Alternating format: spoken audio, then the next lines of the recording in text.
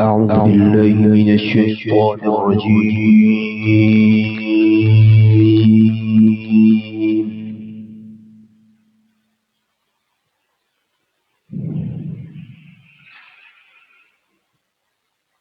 بسم الله الرحمن الرحيم.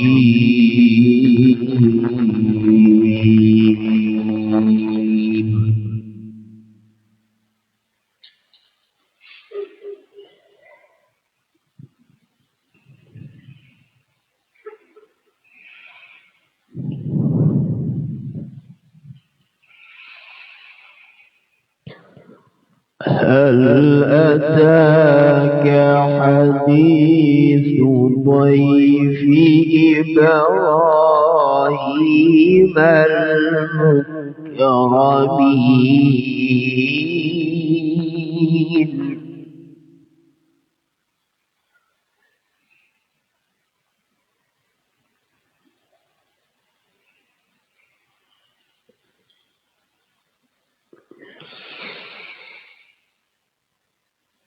إذ دخلوا عليه فقالوا سلاما قال سلام قوم منكرون.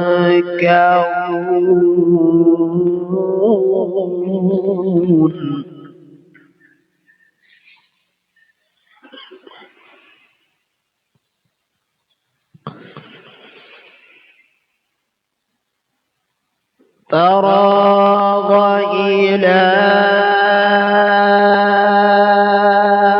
أهله فجاء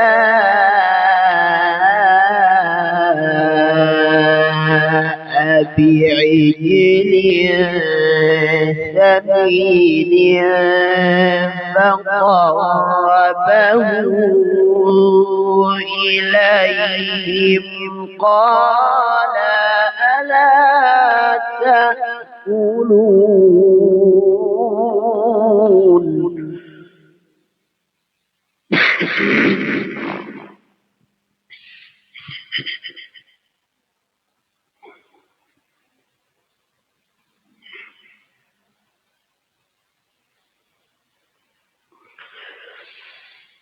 فأوجس منهم خيفة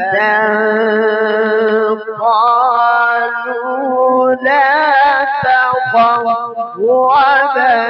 وبشروه بغلام عليم.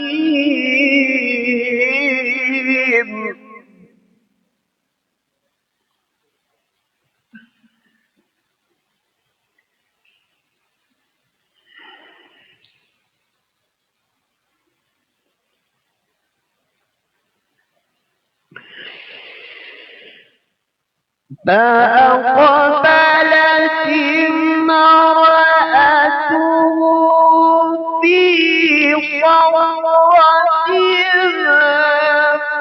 فصكت وجهها وقالت عجوز عقيم.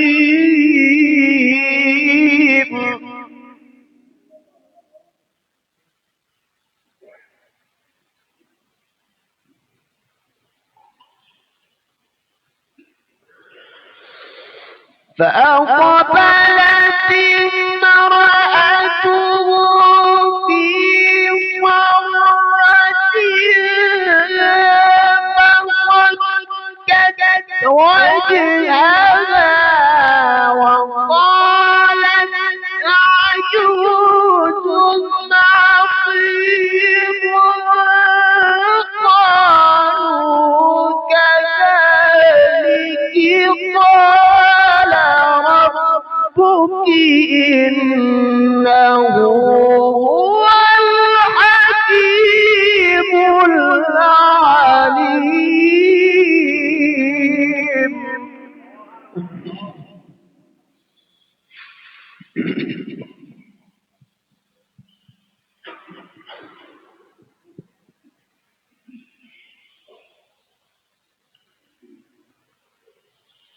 قال فما خطبكم أيها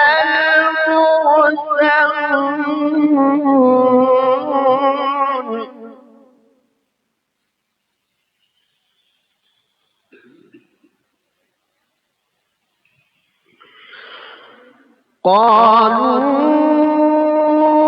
قالوا إنا أرسلنا إلى قوم مجرمين لنرسل عليهم حجارة من طين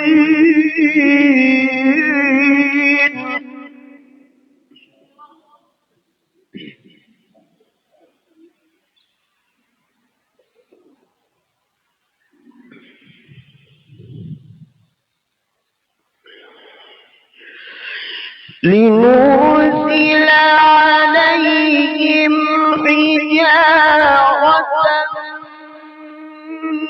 من طين مسومة عند ربك للمسرفين فأخرجنا من كان فيها من المؤمنين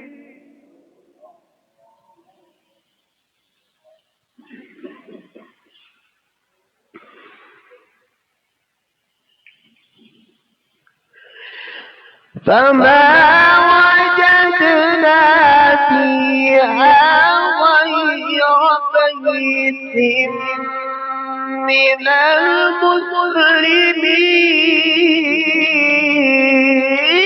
المسلمين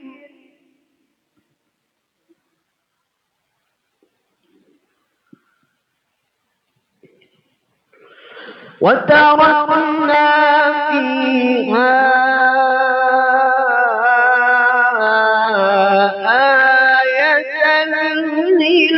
للذين يخافون العذاب الأليم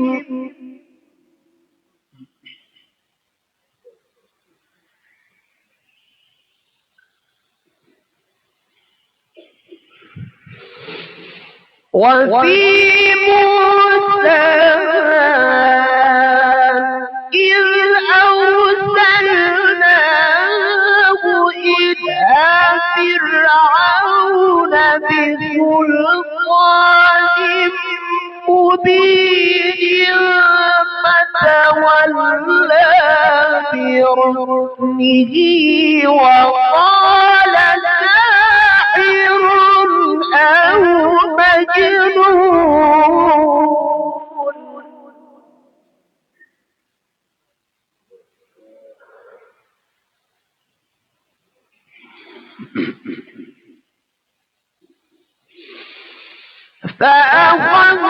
فأخذناه وجنوده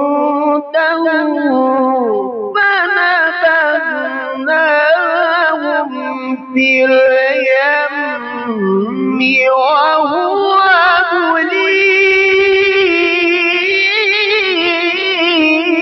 مليم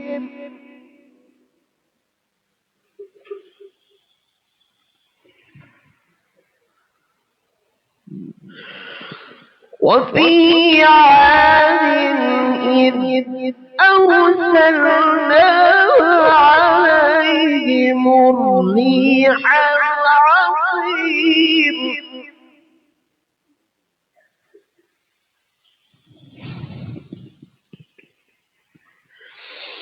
ما تذر من شيء أتت عليه إلا جعلته كالرميم وفي ثمود إذ قيل لهم تمتعوا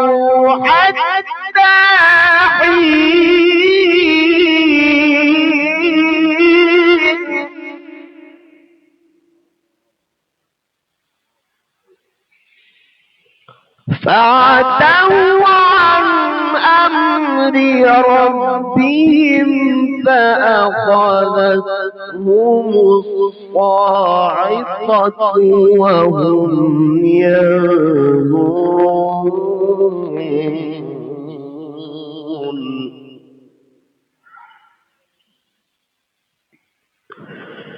فما استطاعوا من قيام وما كانوا منتصرين وقوم نوح من قبل إنهم كانوا قوما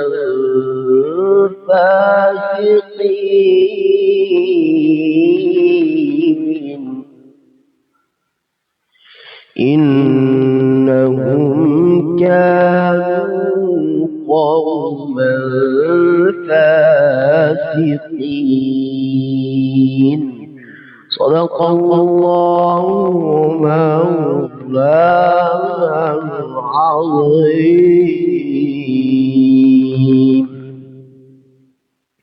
اس کا ترجمہ سماعت فرمائے. اے محبوب، کیا آپ کے پاس ابراہیم کے معزز مہمانوں کی خبر آئی؟ جب وہ اس کے پاس آئے ایک فربا بچھڑا لے آئے اور اسے ان کو پیش کیا اور کہا کیا تم کھاؤ گے نہیں؟ پھر انہوں نے اس سے ڈر محسوس کیا. انہوں نے کہا ڈرو مت. وَبَشَّرُوهُ بِغُلَامٍ عَلِيمٍ اور انہیں ایک علم والے لڑکے کی بشارت دی. تو ان کی بیوی فریاد کرتی ہوئی آئی. پھر تعجب سے اپنے ماتھے پر ہاتھ مارا اور کہا مجھ بوڑھی بھانگ کے ہاں لڑکا ہوگا؟ وہ بولے ایسا ہی ہے، کیونکہ رب نے جو کہا ہے بے شک وہ حکمت والا علم والا ہے. ابراہیم علیہ السلام نے فرمایا اے فرشتو تم کس کام سے آئے ہو؟ بولے ہم ایک مجرم قوم کی طرف بھیجے گئے ہیں تاکہ ہم ان پر پتھر بھیجیں گارے کے بنے ہوئے جن پر حل سے نکلنے والوں کے لیے تمہارے رب کے ہاں نشان لگا دیے گئے ہیں. تو ہم نے ان سب کو نکال دیا جو اس بستی میں ہیں ایمان والوں میں سے، مومنین میں سے. تو ہم نے اس میں مسلمانوں کے ایک گھر کے سوا کوئی گھر نہ پایا، اور ہم نے اس میں نشانی باقی رکھی ہے ان قوم کے لیے جو دردناک عذاب سے ڈرتے ہیں.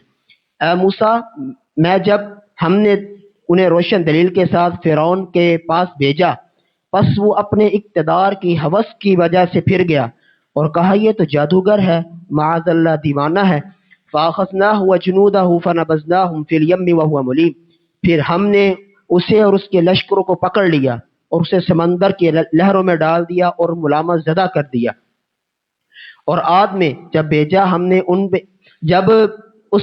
اور آدھے قوم میں عبرت کی نشانیاں ہیں جب ہم نے ان پر رحمت سے خالی ہوا بھیجی، اور وہ جس چیز پر سے گزرتی ہے اسے بوسیدہ چیز کی طرح کر دیتی ہے. اور رہی قوم سمود، جب کہا گیا ان کے لیے کہ فائدہ اٹھاؤ مقررہ مدت تک، پس انہوں نے اپنے رب کی نافرمانی کی، پس اسے پکڑ لیا کڑک ہوا نے. اس حال میں پس وہ دیکھتے ہی رہ گئے، پھر نہ وہ اس عذاب کے سامنے ٹھہر سکتے تھے اور نہ ہی بدلہ لے سکتے تھے. اور قوم نوح اس سے قبل بے شک وہ تھی قوم فاسقین میں سے. صدق اللہ مولانا العظیم.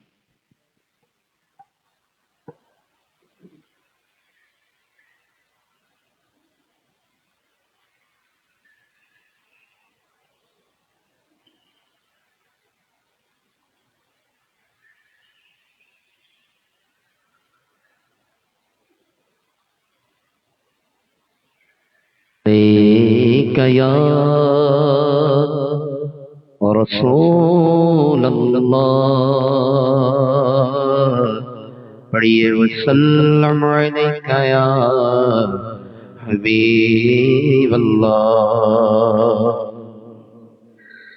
صلی اللہ علیہ وسلم صلی اللہ علیہ وسلم صلی اللہ علیہ وسلم صلی اللہ علیہ وسلم صلی اللہ علیہ وسلم سچی بات سکھاتے ہیں سچی بات سکھاتے یہ ہے سیدھی راہ چلاتے یہ ہے بولو صلی اللہ علیہ وسلم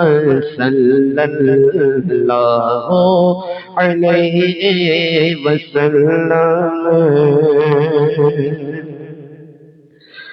إنا أعطيناك الكوثر إنا أعطيناك الكوثر إنا أعطيناك الكوثر ساری کثرت پاتے یہ ساری کثرت پاتے یہ بول صلی اللہ علیہ وسلم رب ہے موتی یہ قاسم رب ہے موتی یہ قاسم رب ہے موتی یہ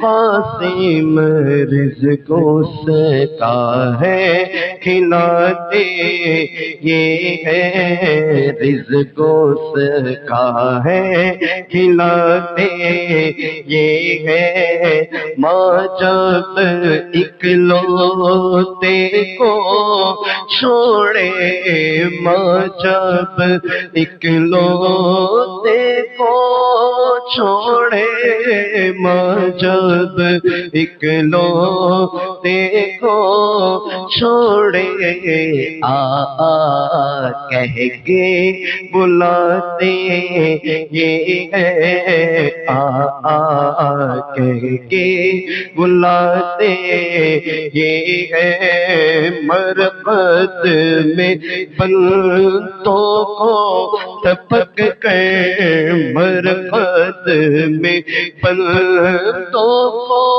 ٹپک کر مرقد میں بندوں کو ٹپک کر میٹھی نیند سلاتے یہ ہے صلی اللہ علیہ وسلم کہہ دو رضا سے خوش ہو خوش رہ کہہ دو رضا سے خوش ہو خوش رہ کہہ دو رضا سے خوش ہو خوش رہ کہہ دو رضا سے خوش ہو خوش رہ مجدہ رضا کا سناتے یہ ہے مجدہ رضا کا سناتے یہ ہے صلی اللہ علیہ وسلم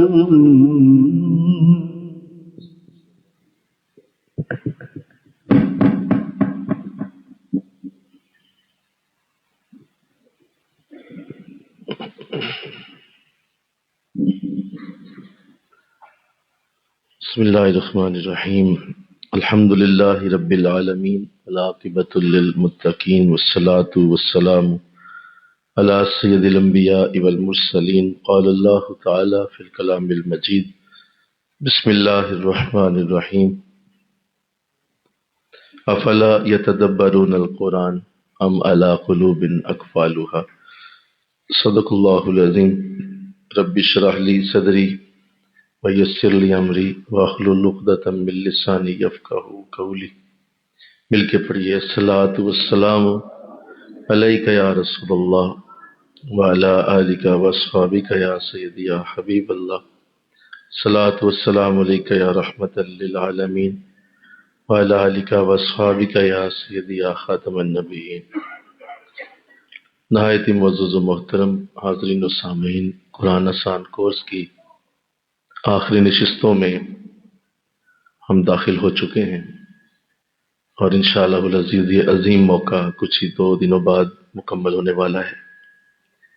پھر اگلے سال اللہ جسے چاہے اس کی توفیق عطا فرمائے، اور اللہ نے قرآن کریم کی عظیم امانت آپ تک پہنچائی ہے، آپ اس امانت کے اب امین ہیں، اس کی حفاظت کیجیے اور ہمیشہ کے لیے اس کے ساتھ وفاداری اور اس کے ساتھ زندگی گزارنے کا عہد کیجیے، کیونکہ یہی آپ سب کی اور میری بھی بخشش کا سبب ہے، اور ہم سب اسی عظیم برکت کے لیے دنیا میں بھیجے گئے۔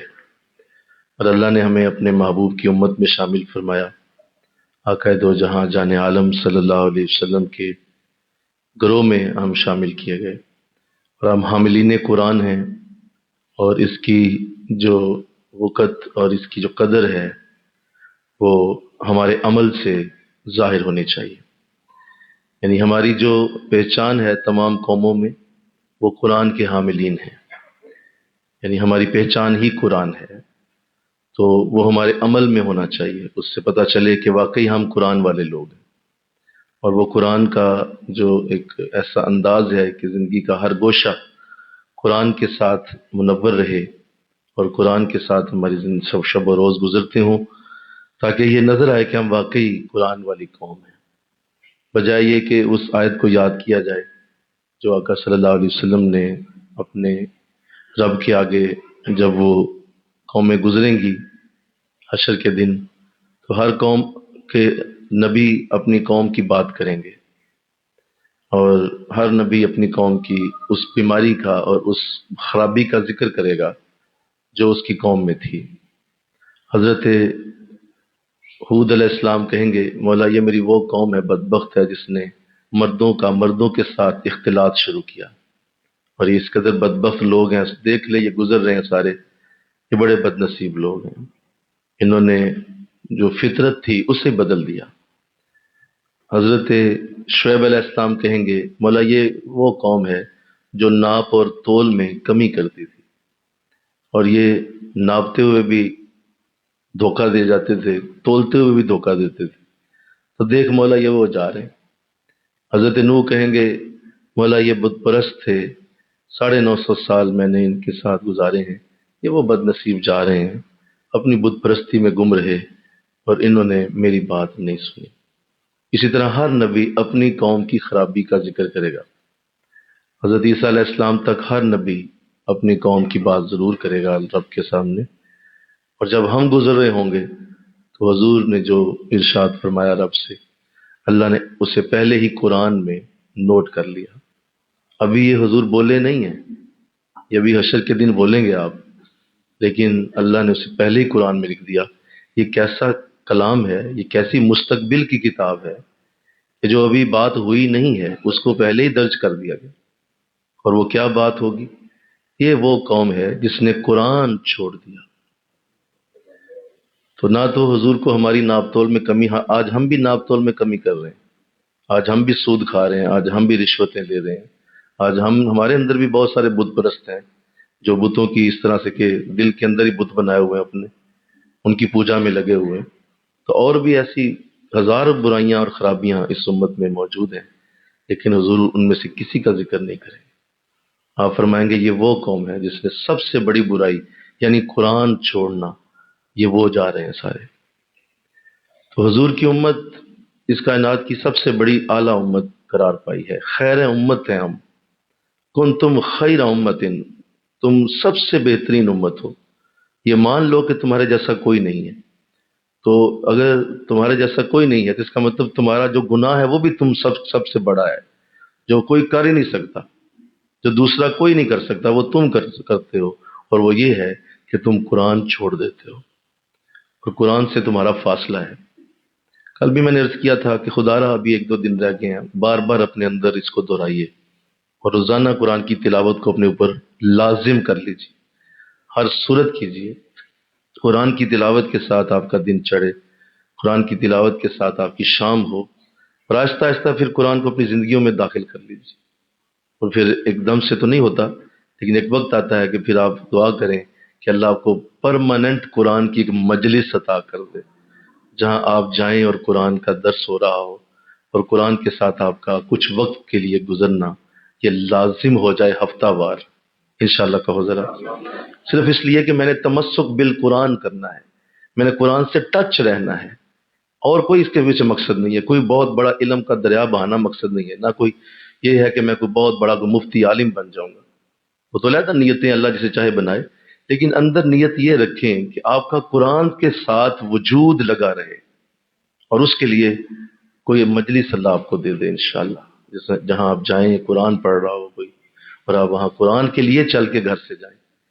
یہ اس بات کی علامت ہوگی کہ آپ کا قرآن آسان کورس مکمل قبول ہو گیا اور اللہ نے اسے قبول کر لیا، کہ آپ کو کہیں ایسی جگہ جوڑ دیا گیا اور ایسا آپ کے ساتھ وہ بندھن بنا دیا گیا، ایسی اس کے ساتھ آپ کی بندش کر دی گئی ہے کہ آپ وہاں جاتے ہیں تو سکون پاتے ہیں، آپ وہاں نہیں جاتے ہیں تو سکون نہیں آتا، آپ وہاں جاتے ہیں تو ہی کوئی بات بنتی ہے۔ تو سمجھ لو کہ اللہ نے تمہارا یہ کورس قبول کر لیا، اور اگر آج کے بعد اسی طرح ہے، پھر وہی چال بے ڈھنگی جو پہلے تھی وہ اب بھی ہے، تو پھر اس طرح کے کئی ہزار مجالس روز ہو رہی ہیں۔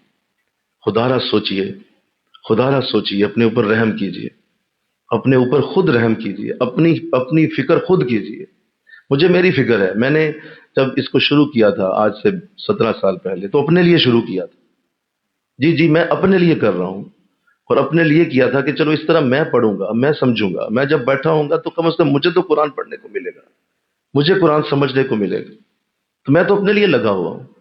آپ میں سے کوئی غلط فہمی میں بیٹھا ہوا ہے کہ شاید صاحب ہمارے لیے بیٹھے ہوئے ہیں، تو تمہاری غلط فہمی ہے، میں تمہارے لیے نہیں آتا ہوں بھائی، میں اپنے لیے آتا ہوں، مجھے میری اپنی بہت فکر ہے، اور اپنی فکر کرنا ہر ایک پہ لازم ہے۔ اگر آپ اپنی نہیں کریں گے تو کون کرے گا آپ کی فکر؟ کوئی بھی نہیں کرے گا۔ تو خدا را سوچئے، انشاءاللہ کہو ذرا سارا، سوچو اس پہ، بار بار سوچو کہ میری قرآن کی مجلس کون سی ہے جہاں میرا قرآن کے ساتھ پرماننٹ تعلق ہو، اور یہ نہ ہو کہ یہ کوئی مطلب 6 مہینے کا کورس کر کے تو نکل جائے، ایسا نہیں، مستقل۔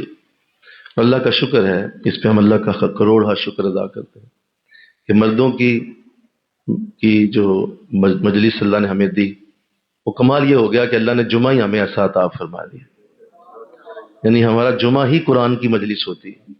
بولو نا سارے ذرا ایسا ہی ہے، بولیے۔ مرکز مجزیہ میں جمعہ میں قرآن پڑھا جاتا ہے اور وہ قرآن کی مجلس ہوتی ہے۔ جمعہ تو ویسے ہی لوگ پڑھ ہی لیتے ہیں، 2 رکھتے ہی ہیں نا، وہ تو لوگ پڑھ ہی لیتے ہیں، اصل مقصد قرآن کے ساتھ جڑنا ہے، اور مردوں کے لیے ہم نے اس کا انتظام رکھا ہوا ہے، اور وہ آتے ہیں اسی لیے آتے ہیں کہ چلو آج وہاں جائیں گے تو قرآن سننے کو ملے گا، کوئی ایک آیت ہی مل جائے، لیکن قرآن کے ساتھ تمہارے کان جڑیں گے، قرآن کے ساتھ تمہارے ذہن میں سوچ میں قرآن جائے گا۔ جمعہ کی شکل میں مردوں کے لیے اللہ کا شکر ہے، اس پہ ہم انشاءاللہ مرتے دم تک قائم رہیں گے انشاءاللہ، اور وہ جمعہ کی مجلس میں قرآن ہی پڑھایا جاتا رہے گا۔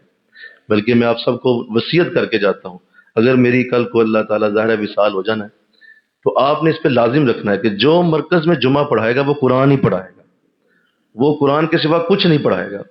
یہ آپ نے ذہن میں رکھنا ہے، انشاءاللہ کہو نا، اس کو یاد رکھیے گا کہ یہ حضرت کہہ کے گئے تھے کہ یہاں صرف قرآن پڑھایا جائے گا، یہاں کوئی تقریر بازی نہیں ہوگی، کوئی تقریر کرنے نہیں آئے گا، جمعہ کی مجلس میں صرف قرآن پڑھا جائے گا، اور یہ آپ نے جاری رکھنا ہے انشاءاللہ۔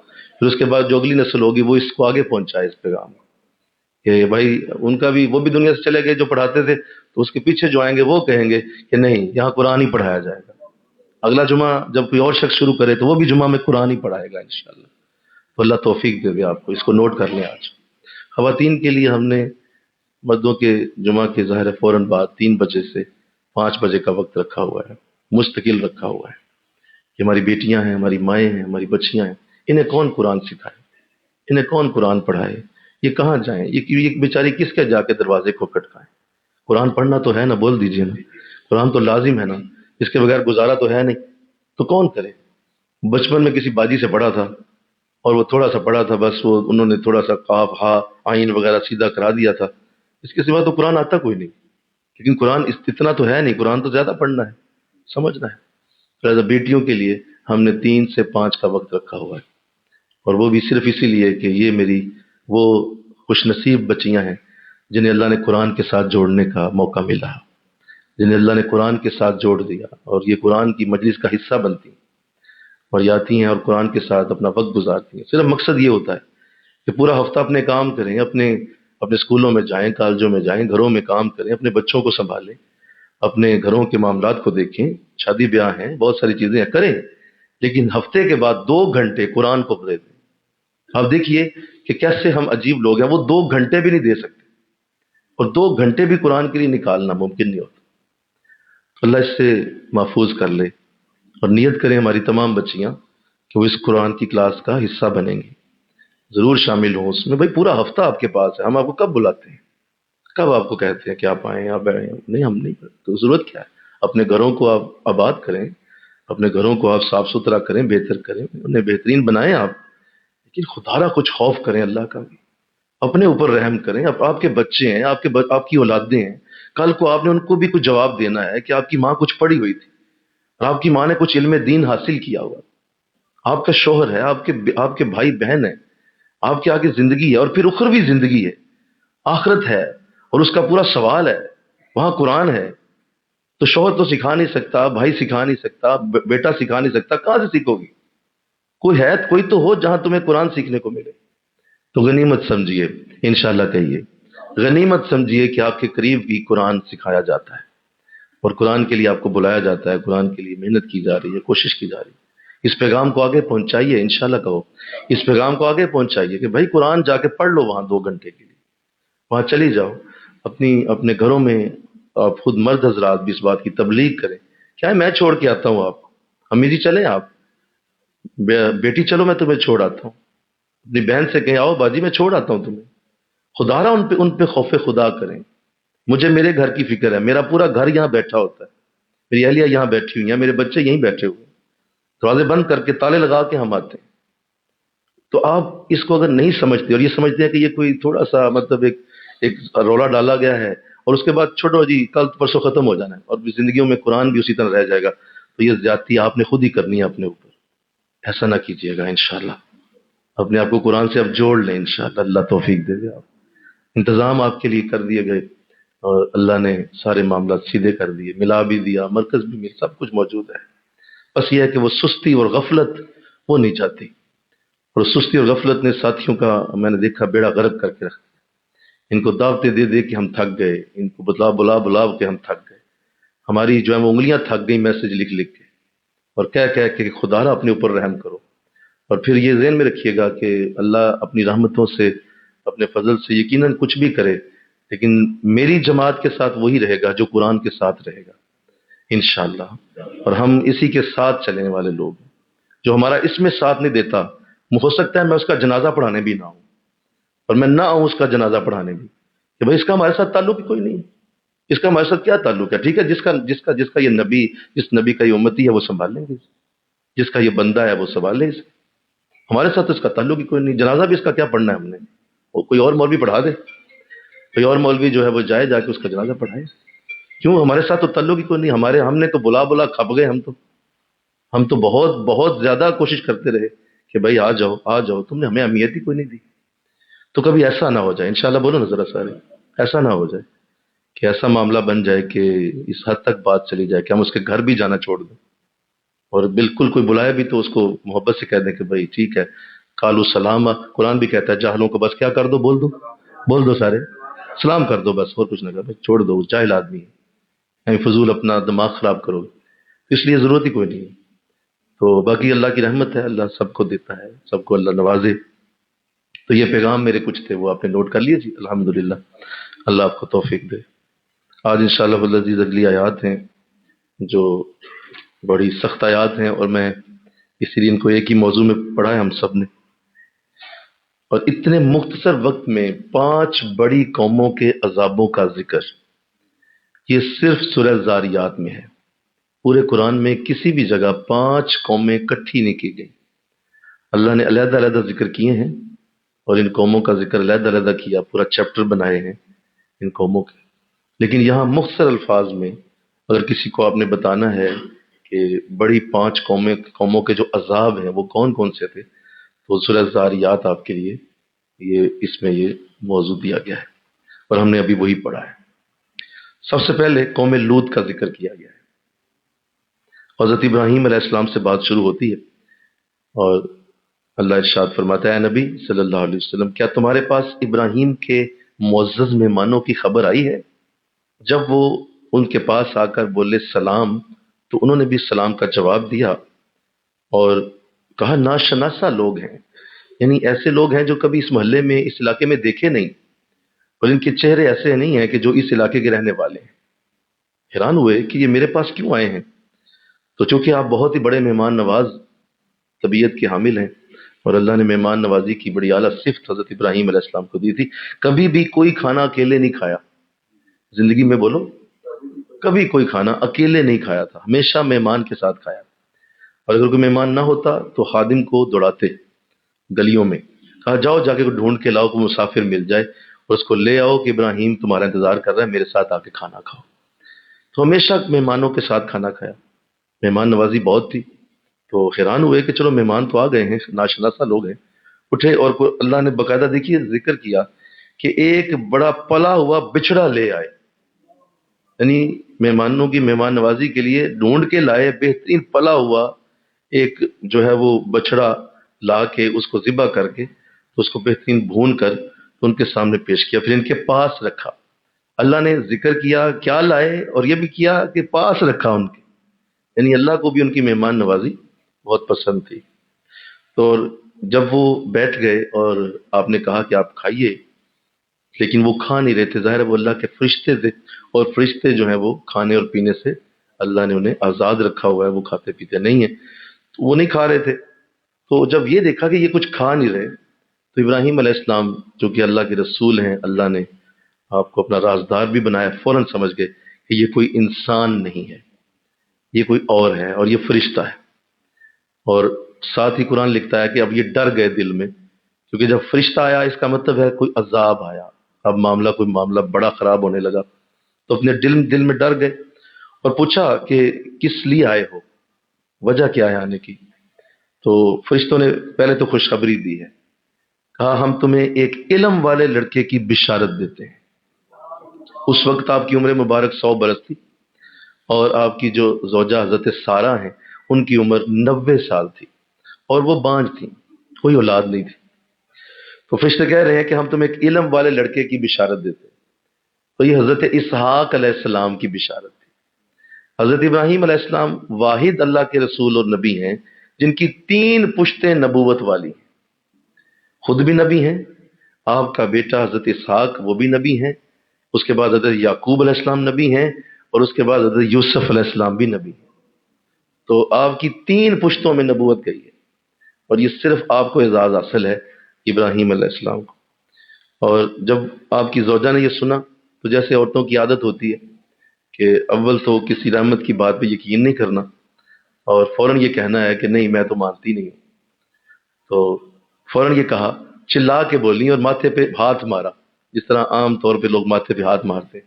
چلا کے بولی کہ یہ کیسے ہو سکتا ہے، میں تو بوڑھی بانجھ ہوں اور اتنی عمر میں میرے ہاں لڑکا کیسے ہوگا. تو فرشتوں نے جواب دیا تمہارے رب نے یوں ہی فرمایا ہوا ہے، تمہارے رب کا ارشاد ہے، ہم تو پیغامبر ہیں، ہم دوسرے پیغام لے کے آئے ہیں، ہم نے نہیں کہا جی، رب نے کہا ہے کہ لڑکا ہوگا. تو یہ پہلے تو خوشخبری دی ہے، اور اس کے بعد کہا وہی حکیم اور دانا ہے. تو پھر کہا کس کام سے آئے ہو، یہ تو سن لیا، اصل کام بتاؤ. تو بتانے لگے کہ ہم ایک مجرم قوم کی طرف بھیجے گئے ہیں، استغفر اللہ، ان پر ہم پتھر برسائیں گے جو تمہارے رب نے ان کے نام کے ساتھ نشان لگا کے رکھے ہوئے ہیں. آج جو کروز میزائل ہے کہ اس کو آپ اگر ایک سمت دے دیتے ہیں اور وہ ایک سمت کو اس کے اندر فیڈ کر دیا جاتا ہے جب اس کو، تو وہ وہیں جا کے ٹکراتا ہے جہاں وہ اس کی لوکیشن ہوتی ہے. تو اللہ نے تو یہ تصور لوط کی قوم میں دے دیا تھا کہ پتھروں کو نشان کے ساتھ یعنی اس ہر پتھر کے اوپر اس کافر کا نام لکھا ہوا تھا جو اس کے جا کے ماتھے پہ جا کے لگتا تھا، نشان لگا کے پتھر مارے گئے، یعنی ان کے نام لکھے گئے۔ استغفر اللہ۔ تو قرآن نے تو اس کا تصور 1400 سال پہلے دے دیا، یہ آج سائنس نے بنایا ہے، اور آج سائنس جو ہے وہ اس کے اوپر پہنچی ہے کہ کسی طرح میزائل جو ہے وہ جا کے جب اپنی لوکیشن پہ ٹکراتا ہے، اس سے کہیں پہلے یہ تو اللہ نے اس تصور کو دے دیا ہوا تھا۔ اسی طرح جو ابابیلیں آئی تھیں، جب انہوں نے اس بدبخت لشکر کو تباہ کیا تھا، ان کے بھی جو منہ میں چھوٹے چھوٹے پتھر تھے ان پہ بھی نام لکھے ہوئے تھے، اور جس بھی کافر کا وہ نام تھا وہ اس پتھر اسی کے اوپر جا کے لگتا تھا۔ تو وہی اللہ نے یہاں بھی فرمایا کہ ہم نے نشان لگائے ہوئے پتھر جو ہیں وہ رکھے ہوئے ہیں۔ تو ہم نے اس شہر میں سے جو ایمان والے تھے انہیں نکال لیا۔ یہ اللہ کا کمال لطف و کرم ہے کہ وہ ضرور ایسا کرتا ہے۔ یاد رکھیے، یہ بھی دھیان رکھیے کہ جو نیک لوگ ہوں گے، یہ کمال اللہ کی رحمت ہے، اللہ انہیں عذاب والی جگہ سے نکال لیتا ہے، اور جہاں وہ موجود ہوتے ہیں وہاں عذاب نہیں آتا۔ یہ قرآن کہہ رہا ہے کہ ہم نے ایمان والے لوگوں کو اس شہر سے پہلے ہی باہر نکال لیا۔ تو یہ ذہن نشین کیجئے کہ اگر آپ اللہ والوں کے ساتھ وابستہ ہیں اور ان کے ساتھ ساتھ چل رہے ہیں، تو جدھر وہ جا رہے ہیں وہاں عذاب نہیں آ سکتا، ادھر عذاب کا کوئی تصور نہیں ہے، وہ عذاب سے نکال لیے گئے، انہیں نیکوں کو نکال لیا جاتا ہے، پہلے ہی دور کر دیا جاتا ہے اس جگہ سے تاکہ وہ عذاب کا شکار نہ ہو۔ تو ہم نے اس شہر سے ایمان والوں کو نکالا، ہاں تو ہم نے وہاں ایک ہی گھر مسلمان پایا، صرف ایک گھر، پورے علاقے میں سے صرف ایک گھر تھا جو مسلمانوں کا تھا، اس فیملی کو ہم نے نکال لیا، باقی سارے کافر تھے۔ اور یہ قوم لوط تھی، اور اس کو اللہ نے پھر کس طرح عذاب دیا؟ ان فرشتوں میں حضرت جبرائیل بھی تھے، میکائیل بھی تھے، اسرافیل بھی تھے۔ یہ 3 فرشتے تھے جو عذاب دینے کے لیے آئے، اور ان کو حکم یہ ہوا کہ اس زمین کے حصے کو کاٹا جائے، اور کاٹ کے اس کو اوپر آسمانوں پہ لے جا کے الٹا کر کے اس کو زمین پہ مار دیا جائے، یعنی اس کی اوپر والی زمین نیچے کر دی جائے، نیچے والی اوپر کر دی جائے۔ تو یہ اس کا حال۔ اچھا، نہ صرف یہ ہوا کہ ایسا کیا گیا، پھر اوپر سے پتھروں کی بارش بھی کر دی گئی کہ کوئی ایک بھی ان میں سے نکل نہ سکے، بچ نہ سکے۔ اور پھر قرآن دیکھیے آگے ایک بڑی خوبصورت بات کرنے لگا ہے، اور قرآن کی یہ حقانیت ہم پہ واضح ہو جائے گی، اور قرآن کا اللہ کا کلام ہونا بھی ثابت ہو جائے گا۔ کیا کہا؟ اور ہم نے اس میں نشانی باقی رکھی ان کے لیے جو دردناک عذاب سے ڈرتے ہیں۔ آج بھی ان کی جو وہ عذاب کی جگہ ہے، وہاں ڈیڈ سی ہے، بحیرہ مردار، ایسا وہ سمندر ہے، ایسا وہ پانی جمع ہو گیا وہاں کہ وہاں کوئی چیز ڈوب نہیں سکتی۔ وہ اتنی نمکین پانی والی جگہ ہے، یعنی نمک کا جو وہاں پرسنٹیج ہے وہ اتنا زیادہ ہے کہ وہاں کوئی بھی چیز ڈوب نہیں سکتی۔ اسے کہتے ہیں بحیرہ مردار، اور یہ اردن کے قریب وہ جگہ ہے جہاں قوم لوط کو غرق کیا گیا اور قوم لوط کو عذاب دیا گیا۔ تو وہ نشانی بحیرہ مردار کی اللہ فرما رہا ہے ہم نے آج بھی وہی رکھی ہوئی ہے، اور لوگوں کے لیے موجود ہے وہ نشانی کہ یہیں پہ وہ قوم غرق کر دی گئی تھی۔ تو اللہ اس سے محفوظ کر لے، آمین کہو۔ پہلے تو اس کا ذکر کیا، اور ساتھ فرمایا کہ اور موسیٰ، جب ہم نے اسے روشن سند لے کر فرعون کے پاس بھیجا، کیا آپ لے کے گئے اور وہ پیغام اللہ کا فرعون کے پاس، لمبی گفتگو ہے لیکن اتنا شارٹ اس کو سمیٹ دیا ہے کہ اس سے زیادہ کوزے میں دریا بند کرنا ممکن ہی نہیں ہے۔ اتنی چھوٹی آیت کے اندر اتنا بڑا واقعہ، اور اس کو یوں سمیٹ کے اللہ نے ختم کر دیا۔ کیا کہا؟ فرعون کے پاس بھیجا تو اپنے لشکر سمیت پھر گیا، کہا یہ سارا اپنے حواریوں کے ساتھ پھر گیا، اور کہنے لگا یہ تو جادوگر ہے یا کوئی دیوانہ ہے، جادوگر ہے یہ، اور یہ تو کوئی دیوانہ آدمی، ہم تو نہیں مانیں گے اس کو۔ تو ہم نے اسے اور اس کے لشکر کو پکڑ کر دریا میں ڈال دیا، ہم نے دریا میں ڈال دیا۔ اور میں یہاں تھوڑی توجہ چاہتا ہوں، یہ میرے رب کا طریقہ ہے کہ اسی طرح میں اگر ابراہیم علیہ السلام سے شروع کروں تو ابراہیم علیہ السلام کو آگ میں ڈالا گیا، بولیے ایسا ہوا تھا جی؟ توجہ رکھیے گا، ابراہیم علیہ السلام کو آگ میں ڈالا گیا، حضرت موسیٰ علیہ السلام کے راستے میں دریا آ گیا، اور اس کے بعد حضرت یونس کی بات کروں تو یونس علیہ السلام کو مچھلی کے پیٹ میں ڈال دیا گیا. اب غور کیجئے کہ یہ تینوں چیزیں ہیں. جب آگ حضرت موسیٰ علیہ السلام کے لیے جلائی گئی تو اللہ نے اس آگ کو بجھایا نہیں بلکہ اس کو ٹھنڈا کر دیا. آگ آگ ہی رہی لیکن ٹھنڈی ہو گئی. حضرت موسیٰ علیہ السلام کے راستے کا جو دریا اور سمندر تھا اس دریا اور سمندر کو غائب نہیں کیا، وہ دریا وہیں رہا، اس کے اندر سے راستے بنائے میرے رب. دھیان کیجئے، حضرت جو ہے وہ یونس علیہ السلام کو مچھلی کے پیٹ میں جب لے جایا گیا تو مچھلی کو کھانے نہیں دیا گیا، مچھلی کو ان کو ختم کرنے کا حکم نہیں تھا بلکہ کچھ وقت کے لیے اللہ نے انہیں وہاں ٹھہرا دیا، اور جب وقت مناسب ہوا تو مچھلی نے انہیں باہر نکال دیا. دھیان کیجئے، ایک جملہ بولنے لگا ہوں. اللہ آپ کی راستے کی رکاوٹیں ختم نہیں کرتا، وہ ان راستوں کو بناتا ہے رکاوٹوں کے اندر سے. یہ جملہ پھر سن لو، اللہ آپ کے راستے کی رکاوٹیں ختم نہیں کرتا، وہ ان راستوں کو بنائے گا ان رکاوٹوں کے اندر سے جہاں سے تم گزر جاؤ گے. ایسا کبھی بھی یہ نہ کہنا کسی رکاوٹ، یا اللہ اس کو ختم ہی کر دے. اللہ ختم نہیں کرتا، یہ اس کی عادت ہی نہیں. وہ ان میں سے رستہ بنائے گا تیرے لیے، اور تیرے لیے نکالنے کا اس میں سے اللہ کوئی سبیل اور راستہ پیدا کر دے. تو یہاں بھی یہی ہوا کہ وہ بدبخت تو حضرت موسیٰ تو گزر گئے اور ساتھ آپ کی قوم بھی گزر گئی، لیکن جو ہی وہ اندر جاتا ہے تو ساتھ ہی جو ہے سارا سمندر اور دریا کا پانی مل گیا. اور جب ملا تو دیکھیں قرآن کیا کہہ رہا ہے، اس حال میں دریا میں ہم نے اسے ڈال دیا اور ڈبو دیا کہ اپنے آپ کو ملامت کر رہا تھا. اس وقت اسے سمجھ آ گئی کہ موسیٰ کا رب سچا ہے، اور ساتھ ہی کہنے لگا کہ میں مانتا ہوں موسیٰ کے رب کو. موسیٰ میں تیرے رب پہ ایمان لایا، قرآن کے الفاظ ہیں، میں تیرے رب پہ ایمان لایا، لیکن اس ایمان لانے کا کوئی فائدہ نہیں تھا. جو اللہ نے فرما دیا موسیٰ اب آپ اس کی طرف غور بھی نہ کریں، ختم کر دیں اس کے ساتھ، یہ ختم ہو گیا معاملہ، اب اس کے ایمان قبول نہیں ہو سکتا، سامنے موت دیکھ لی اس نے. لہٰذا یہ یاد رکھیے کہ موت سے پہلے ہی توبہ ہے. بولو، جب آخری ہچکی آئی تو توبہ نہیں ہے.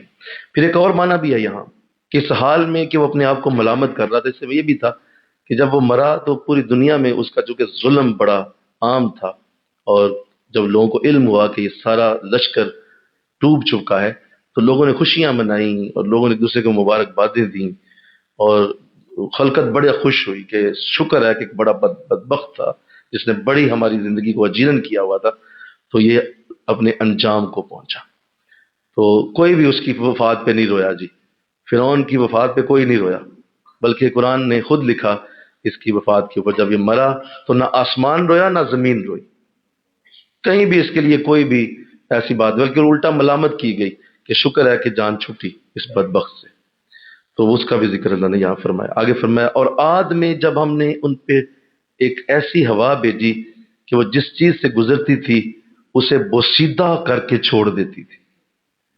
بڑی سخت تیز آندھی تھی، اور یہ عاد کی قوم جو ہے یہ پہاڑوں میں اپنے گھروں کو بنانے میں بڑے ماہر تھے. یعنی ان کے گھروں کے دروازے بھی پتھروں کے ہوتے تھے، اور اتنا تب بڑا پتھر ہوتا تھا کہ اس کو دھکیلنے کے لیے 10 آدمی چاہیے ہوتے، لیکن یہ اکیلے ہی اسے اٹھا لیتے تھے. ان کے قد کوئی 50 فٹ 40 فٹ کے قد ہوتے تھے، 2 منزلہ. بہت طاقتور قوم آئی رہی، اور انہوں نے بڑے بڑے مکانات اپنے رہائش کے لیے انہوں نے پہاڑوں میں بنائے. اور جب یہ بھی اللہ کے نافرمان ہوئے تو ہوا ان کی طرف جب بھیجی گئی تو انہوں نے کہا کوئی مسئلہ نہیں، اتنی آندھی ہمیں کیا کہے گی، ہم اپنے گھروں میں اپنے دروازوں کو بند کر کے اندر چلے جائیں گے. اور ایسے انہوں نے کیا. ہوا جب تیز ہوئی تو یہ اندر چلے گئے، لیکن وہ ہوا کوئی عام ہوا تھوڑی تھی، وہ تو اللہ کا عذاب تھا. تو وہ ہوا ان کے دروازوں کے نیچے جو اتنی سی جگہ ہوتی ہے ہوا کی، اس کے اندر سے وہ ہوا داخل ہوئی اور اندر جا کے ان کو دیواروں سے مار مار کے ان کو ختم کر دی، پٹخ پٹخ کے. یعنی دیواروں کے اندر سے بھی ہوا گزر گئی اور اندر جا کے ان کو ختم کر دیا گیا. تو قرآن کہہ رہا ہے کہ ہم نے ان کو اس طرح کر دیا، انہوں نے اپنی آنکھوں کے سامنے اس کڑک نے انہیں آ لیا، تو نہ وہ کھڑے ہو سکتے تھے نہ ہی وہ بدلہ لے سکتے تھے. اس طرح قوم سمود کا بھی ذکر کیا، اور آخر میں قوم نوح کی بات کی، اور کہا اس سے پہلے قوم نوح بھی تھی، اسے بھی ہم نے ہلاک کر دیا پانی میں، اور پوری زمین پہ وہ جو بارش کا معاملہ بنا ہم نے وہ بنایا، بے شک وہ فاسق لوگ تھے۔ تو یہ ساری باتیں میں نے اس لیے جلدی سے کر دیں کیونکہ عذاب کی باتیں زیادہ دیر نہیں کرنی چاہیے، بولو نا بھائی، ہم تو رحمت والے لوگ ہیں، ہم تو محبت والے لوگ ہیں، ٹھیک ہے، یہ آیات قرآن کی ہیں، ہمیں پڑھنی بھی چاہیے، غور بھی کرنا چاہیے، لیکن اتنا زیادہ اس پہ اس طرح سے نہیں ہے۔ میں صرف ایک بات کر کے اس کی جو اصل بات ہے میں اس پہ آنا چاہتا ہوں کہ یہ ساری باتیں سنانے کا مقصد کیا ہوتا ہے، اور اس کو بار بار ریپیٹ کرنا۔ اور آگے سورہ نو جب ہم پڑھ رہے تھے اس میں پوری حضرت نو کی وہ ساری عذاب کی باتیں کی گئیں، اور آگے جو آپ مختلف صورتیں مزید پڑھیں گے تو ہر جگہ آپ ان کو انہی واقعات کی ریپیٹیشن دیکھیں گے۔ اور یہ 5 ہی بڑے واقعات ہیں، بول دو کتنے ہیں، بول دیجیے، 5 ہی ہیں۔ حضرت لوط کا ہے، حضرت موسیٰ کا ہے، حضرت نو کا ہے، قوم عاد یعنی حضرت شعیب کا ہے، اور قوم سمود کا ہے۔ بس یہ ہے، یہ 5 بڑے واقعات ہیں، اور یہ سارے واقعات پوری ترتیب کے ساتھ زیادہ جس کی گہرائی میں اللہ گیا ہے وہ سورہ ہود ہے۔ کون سی سورت ہے جی؟ سورہ ہود۔ ان میں ان 5 واقعات کو کی اللہ نے جزیات بھی بیان کی۔ جزیات مطلب ایک ایک چیز کو سامنے رکھ دیا گیا ہے کہ کب آئی آندھی، کس وقت آئی، کب کتنے لوگ تھے، کدھر سے وہاں گزری، کدھر سے گئی، کدھر سے کیوں ہوا، وہ ساری چیزیں اللہ نے سورہ ہود میں رکھی ہوئی۔ اس لیے آقا علیہ الصلوۃ والسلام نے فرمایا مجھے سورہ ہود نے بوڑھا کر دیا، اس سورت نے مجھے بوڑھا کر دیا ہے، میں بڑا جوان ہوں، میرے اندر بڑی انرجی ہے، میرے اندر بڑی قوت ہے، لیکن جب میں سورہ ہود پڑھتا ہوں تو میرے اوپر بڑھاپا طاری ہو جاتا ہے۔ اس قدر یہ سخت مضمون کی صورت ہے، اور اس کے اندر ایک بڑا جملہ ہے جو اللہ نے فرمایا سورہ ہود کے اندر کہ میں مجرموں کو ان کے بالوں سے پکڑ کے گھسیٹتے ہوئے دوزخ میں پھینک دوں گا۔ اس بات پہ حضور اٹھ گئے تھے پھر، اور آپ جا کے غار سجدہ میں سجدہ ریز ہو گئے کہ مولا اب تو خطا حد ہو گئی، کہ مطلب اتنی سختی تو مولا میری امت کا کیا بنے گا، کیونکہ اس میں آپ لفظ ہے میں ہر مجرم کو، وہ کوئی بھی ہو، کسی بھی امت سے ہو، ہر مجرم کو بالوں سے پکڑ کے اس کو دوزخ میں پھینکے۔ تو جب یہ حضور نے پڑھا نا تو آپ پھر ختم، آپ بھائی اب تو پھر اللہ نے، میں سمجھتا ہوں سورہ ہود ہم سب کے لیے بڑی رحمت کا سبب بھی بنی، بڑی رحمت کا سبب بھی بنی۔ کیوں؟ کیونکہ اسی صورت نے حضور کو غار سجدہ میں پہنچایا۔ غار سجدہ میں آپ نے پھر 3 دن سجدہ فرمایا، اور پھر جبریل علیہ السلام آئے اور انہوں نے پھر آ کے حضور کو آپ کی ساری امت کی بخشش کی بشارت عطا فرمائی، خوشخبری دی گئی کہ آپ تسلی رکھیں، آپ کی ساری امت کو ہم معاف کر دیں گے۔ رضا سورہ ہود یقیناً اپنی جگہ ایک سخت صورت تو ہے، لیکن ساتھ ہی ساتھ یہ اللہ کی رحمت کی وجہ بھی بنی۔ تو یہی باتیں میں آپ سے اس لیے کر رہا ہوں کہ یہ ساری باتیں بظاہر سخت ہیں، لیکن اللہ سے ہم رحمت کی امید رکھتے ہیں، ہم اللہ سے رحمت کی امید رکھتے ہیں، اور یہی اللہ سے عرض کرتے ہیں مولا ہمیں ان قوموں میں شمار بھی نہ کرنا کبھی، یہ قومیں جیسی بھی تھیں، ہم قوم محمد ہیں صلی اللہ علیہ وسلم، ہم حضور کی قوم ہیں، حضور کی امت ہیں، بولا کچھ بھی ہوں گے ان میں ہمیں شمار نہ کرنا، کبھی ان کے ساتھ ہمارا حشر نہ کرنا، ہمارا اٹھنا اور بیٹھنا یقیناً گناہ گاروں میں ہو سکتا ہے، لیکن مولا کبھی ان قوموں جیسے حالات ہمارے اوپر نہ آئے۔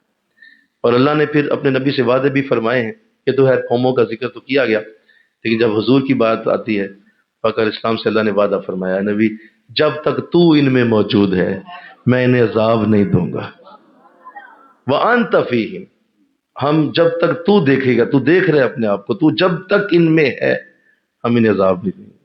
یعنی قوم محمد کلہم عذاب کا شکار کبھی نہیں ہو سکتی، ایسا کبھی نہیں ہوگا کہ اس کی ساری ہی امت کو ڈبو دیا جائے، ساری امت ہی ختم، نہیں، ایسا نہیں ہوگا، وہ قیامت کے دن ہی ہوگا، وہ آخری دن ہوگا، ورنہ اس سے پہلے ہاں جزیات میں ایسا ہوگا، کہیں زلزلہ آ گیا، کہیں آگ لگا دی گئی، کہیں کوئی پورا جو ہے وہ ایروپلین ہی 200 بندوں کا وہ گر کے ہلاک ہو گیا، یہ اللہ کے چھوٹے چھوٹے نمونے ہوں گے، لیکن یہ کہنا کہ ساری قوم کو اللہ ختم کر دے یہ حضور کی امت کے لیے نہیں ہے۔ حضور کی امت کو اللہ نے اس سے محفوظ رکھا ہوا ہے، یہ آقا علیہ السلام کے جسم اقدس کی برکت ہے۔ اور اگر میں یوں کہوں کہ حضور کی وجود کی برکتیں نہ صرف ہمارے لیے ہیں بلکہ آپ کے وجود کی برکتیں ان کے لیے بھی ہیں جو آپ کا کلمہ بھی نہیں پڑھتے، آپ کا کلمہ بھی نہیں پڑھتے ہیں، پھر بھی حضور ان کے لیے بھی رحمت بنے ہوئے ہیں کہ آپ کا وجود اللہ کے عذاب کو آنے سے روک رہا ہے، اور وہ کبھی بھی نہیں ہو سکتا، کیونکہ آپ کا وجود مسعود ابھی بھی مدینہ شریف کی زمین پہ لگا ہوا ہے. تو مدینہ شریف کی زمین سے آپ کا وجود چونکہ لگا ہے، جب تک حضور کا وجود زمین کے اندر ہے اس زمین پہ عذاب اب نہیں آ سکتا. ہاں جب آپ اٹھ جائیں گے وہاں سے اور آپ کا وجود مسعود اٹھے گا، ساتھ ہی قیامت پوری دنیا میں اٹھا دی جائے گی، کیونکہ حضور کا وجود زمین سے علیحدہ ہو گیا.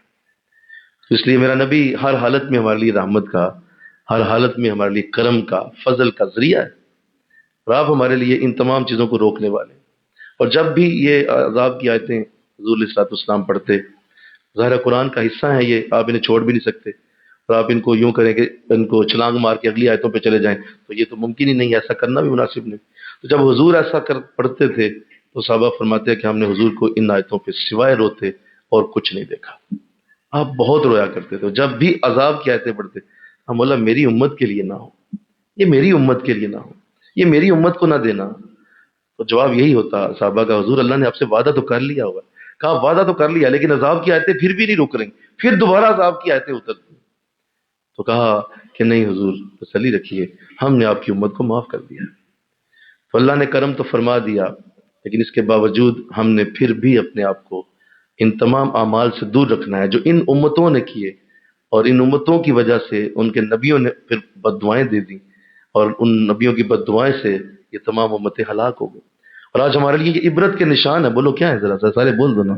یہ عبرت کے نشان ہے نا ہمارے لیے کہ بھائی یہ عبرت لو ان لوگوں سے، یہ بھی تو زمین پہ تھے، ان کی بھی تو تم نے بہاریں دیکھی ہیں، انہوں نے بھی تو بڑے بڑے دن دیکھے.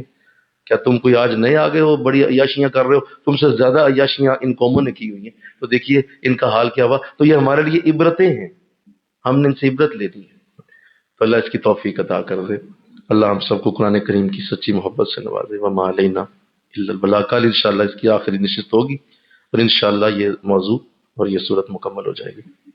آمین. اللہم صلی علی سیدنا و مولانا محمد وعلی آل سیدنا و مولانا محمد وبارک وسلم.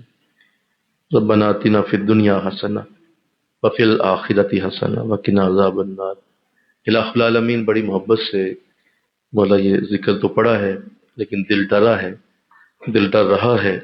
اللہ ہمیں ان سے نکال لینا، اللہ ہمیں ان سے دور کر دینا، اللہ ہمیں اپنے محبوب کی امت میں ان کے جھنڈے کے نیچے جگہ دے دینا. ہمیشہ کے لیے حضور کی محبت اور پیار اور آپ کی امت میں ہونے کا فخر یہ ہمارے سینے کی خوشی بنی رہے. اللہ قبول فرما لے. اس محبت سے یہ مجلس برپا ہے اور آگے مولا یہ اب یہ ختم ہونے والی ہے، اور اس کے بعد آگے ہمارا ہر جمعے کا یہ کورس شروع ہو جاتا ہے. مولا اس میں ہمارے لیے آسانی فرما دے، ان سب کو اس میں شامل رہنے کی توفیق عطا کر دے. قرآن کا یہ جذبہ مولا مان نہ پڑے، یہ چائے کے ابال کی طرح نہ ہو جائے کہ جو تھوڑی دیر کے لیے آتا ہے اور پھر وہ جب ہیٹ کم ہوتی ہے نیچے سے تو وہ ابال ختم ہو جاتا ہے. مولا ایسا ہمارے ساتھ نہ ہو، ہمیں مولا ہمیشہ کے لیے ایک جذبہ عطا فرما دے. لا حول ولا قوت الا باللہ العلی العظیم. وافوض امری الی اللہ ان اللہ بصیر بالعباد. وصلی اللہ تعالی رسول خیر خلقہ محمد و آلہ و اصحابہ اجمعین. السلام علیکم ورحمۃ اللہ وبرکاتہ.